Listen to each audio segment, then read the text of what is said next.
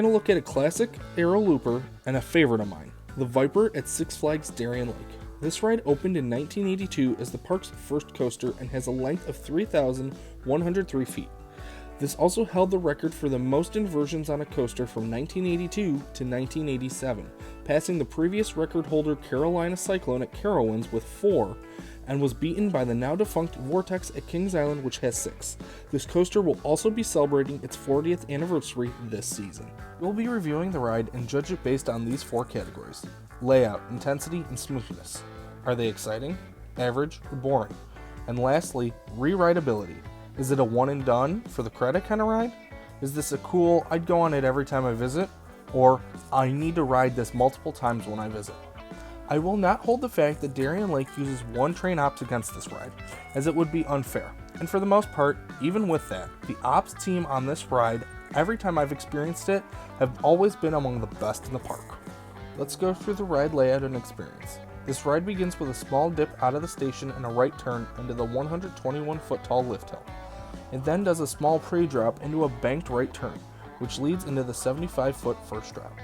That leads into the first of its 5 inversions, a vertical loop.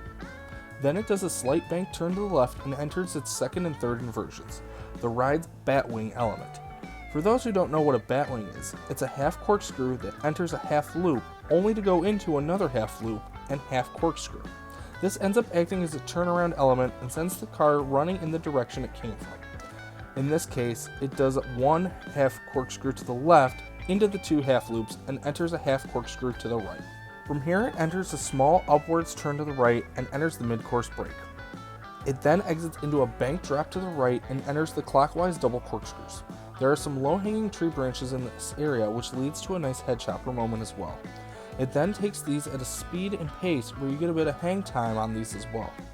It then enters a bank turn to the right, which leads into the ride's downward helix, and an upwards right turn that leads into some straight track before the final brake run.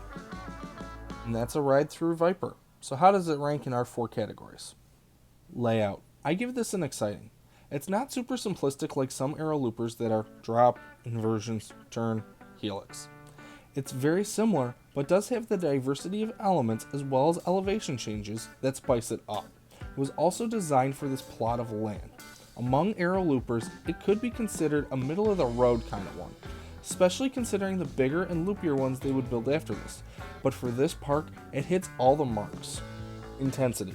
I'd give this an average. You get some positive G's in a loop, batwing, and helix. Nothing that'll rip your face off.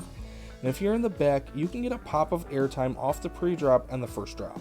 But other than that, it's non-existent, which makes sense for this ride model and layout. Smoothness.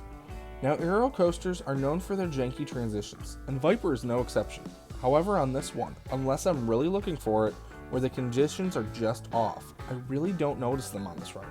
And it runs glass smooth to me, and it's the smoothest aero looper I've ever been on. Now, I've been on the previously mentioned Carolina Cyclone and Vortex coasters, and I thought Vortex was rough, and Cyclone was average from what I can remember. I'd give this thing a glass. Darien's maintenance crews do take really good care of this thing from every time I ride it. Re-rideability. This ride is absolutely worth a re-ride. This is one of those rides you could marathon if you wanted, and if you want to take the long walk back to the entrance. When I visit, I usually hit this thing up 2 to 3 times at least. It's one of my top rides in the park, and my favorite aero looper. And because this is in a darker, more secluded part of the park, and the ride is painted black, it gives a great night ride as you don't see as much. It's not a blackout, but pretty close. That's going to do it for my review of Viper at Six Flags Darien Lake. How do you feel about this coaster? Let us know in the comments below. If you liked the video, give us a like and consider hitting that subscribe button for more reviews and park content. Thank you all for watching, and we'll see you in the parks.